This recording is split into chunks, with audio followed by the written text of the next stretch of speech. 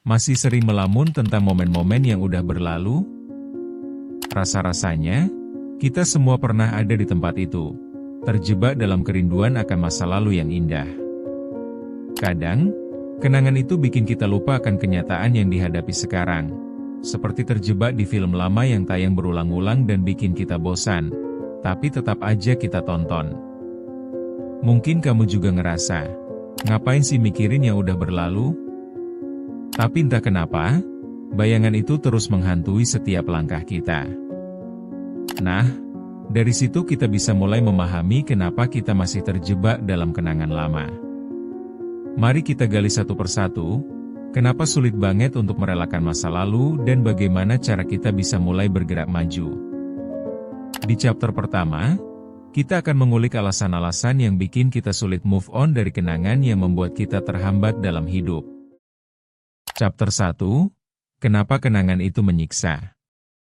Mungkin kita semua setuju, kenangan itu bisa menjadi sahabat, tapi bisa juga jadi musuh yang menyiksa. Ketika kita terus-terusan memikirkan masa lalu, kita seperti berjalan dengan kaki terikat. Kenapa sih hal-hal yang udah berlalu itu bisa nempel di pikiran kita seolah itu adalah bagian dari kita? Jawabannya sederhana, otak kita menyukai kenyamanan. Kenangan baik bikin kita merasa hangat, sementara kenangan buruk bikin kita merasa terpuruk. Dalam banyak kasus, kita cenderung berfokus pada yang buruk, karena itu adalah pelajaran yang mau tidak mau harus kita ambil. Ironisnya, kenangan ini bisa menjebak kita dalam siklus yang tak berujung, di mana kita terombang-ambing antara keinginan untuk maju tapi tetap memeluk masa lalu. Nah, ini yang bikin kita jadi bingung. Satu sisi kita pengen move on, tapi di sisi lain, kenangan-kenangan itu seperti magnet, mereka selalu menarik kita kembali. Kita pikir itu cara terbaik untuk mengingat apa yang kita lalui, padahal itu bisa jadi penghalang untuk menikmati hidup saat ini. Yang lebih seru, seringkali kita merasa sendiri dalam perjuangan ini. Padahal, banyak orang di luar sana yang juga berjuang melawan bayangan masa lalu mereka. Jadi, yuk kita lihat lebih dalam lagi tentang apa yang menyebabkan kita terjebak di dalam kenangan ini dan bagaimana kita bisa merubah pola pikir kita untuk akhirnya bisa melangkah dengan lebih ringan. Chapter 2, Memahami makna di balik kenangan.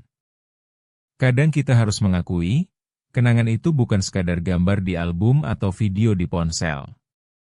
Ada makna dalam setiap momen yang kita simpan, dan itulah yang membuat kita terus terikat. Kamu pernah merasakannya kan? Saat melihat foto-foto lama, rasanya ada nostalgia yang bikin hati bergetar. Kita mengenang pengalaman, bukan hanya kejadian. Namun, apakah kita benar-benar menggali apa makna dari kenangan tersebut? Terkadang, kita keliru. Kita memilih untuk mengingat rasa sakit daripada pelajaran yang bisa diambil dari situasi itu. Ironisnya, kita sering terlarut dalam kenangan yang membuat kita merasa terpuruk, bukan yang memberi semangat untuk melangkah lebih maju. Mungkin yang kita butuhkan adalah mengganti cara pandang kita terhadap kenangan tersebut. Bukan hanya dipandang sebagai beban, tetapi sebagai tonggak perjalanan yang membentuk siapa diri kita saat ini. Seringkali, kita lupa bahwa saat kita mengenang itu, kita sebenarnya memiliki kekuatan untuk menentukan makna dari apa yang kita ingat. Apakah kita hanya akan terjebak dalam kesedihan atau memilih untuk melihat kenangan itu sebagai bagian dari pertumbuhan kita? Ini jadi pertanyaan penting yang perlu kita jawab. Chapter 3, Perang Internal Dalam Diri. Bicara soal kenangan, kita tidak bisa lepas dari duel batin yang gak ada habisnya. Di suatu sisi, kita pengen sekali move on dan melangkah ke depan, tapi sisi lain terus menarik kita mundur. Ini dia, perang internal yang sering kita hadapi, keinginan untuk maju versus ketakutan untuk melepaskan. Mungkin kita takut kehilangan bagian dari diri kita yang terhubung dengan masa lalu. Bayangkan, ada bagian diri kita yang merasa perlu menjaga kenangan-kenangan itu, seolah tanpa mereka kita bakal kehilangan identitas. Ironis bukan? Kita pengen jadi lebih baik, tapi kita juga takut untuk melepaskan apa yang telah kita lalui. Namun, yang sering kita lupakan adalah, kita bisa membuat cerita baru.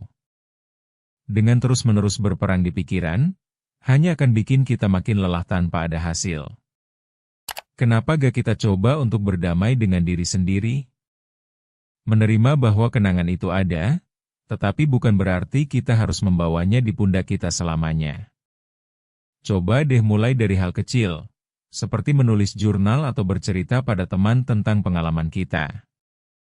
Dengan begitu, kita bisa mulai melepaskan beban yang tidak perlu tersebut. Chapter 4, Melepaskan dengan berani. Melepaskan itu susah, ya. Seolah kita nawarin diri kita untuk menghadapi ketidakpastian tanpa pegangan. Tapi sebenarnya, melepaskan itu merupakan proses kunci untuk pertumbuhan. Bayangkan kamu bawa koper besar berisi semua kenangan berat. Rasanya pasti capek banget, kan? Udahlah, udah saatnya kita buka koper itu dan milih apa yang mau kita bawa ke depan.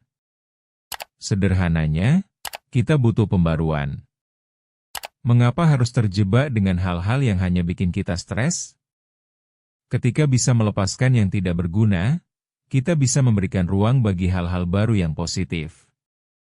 Mulailah dengan menilai mana kenangan yang memberi inspirasi dan mana yang hanya bikin kita stres. Pilih hal-hal yang bermakna untuk dibawa ke depan dan yang seharusnya dilepaskan. Ini bukan tentang melupakan, tapi lebih kepada memberi izin untuk diri sendiri menjalani hidup yang lebih baik tanpa bayang-bayang masa lalu. Kita berhak merasa bebas dan menemukan kembali diri kita. Chapter 5, Membangun masa depan tanpa beban. Setelah kita melewati proses melepaskan, sekarang saatnya membangun masa depan yang lebih cerah.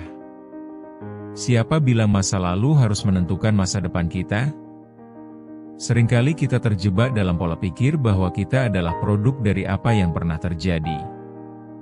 Padahal, itu hanya sebagian dari cerita kita. Kini saatnya kita menulis bab baru. Fokuskan pada apa yang ingin kita capai dan bagaimana cara mencapainya. Tak perlu buru-buru, karena perjalanan ini adalah proses, bukan lomba. Kini, bayangkan diri kamu dalam beberapa tahun ke depan, tinggal di tempat yang selalu kamu impikan, dengan orang-orang yang mendukungmu. Rasa optimis itu bisa jadi kekuatan besar dalam menghancurkan belenggu masa lalu. Jadi, apa yang kamu mau capai? Identifikasi langkah-langkah kecil yang dapat mempercepat jalanmu menuju impian itu. Buat rencana dan bergeraklah perlahan namun pasti. Setiap langkah ke depan, meskipun kecil, adalah bukti bahwa kamu mampu bangkit dan menulis cerita baru tanpa beban dari masa lalu. Ingat, perjalanan tumbuh adalah proses. Yuk berbagi cerita di ruang tumbuh. Bertumbuh itu proses, bukan lomba.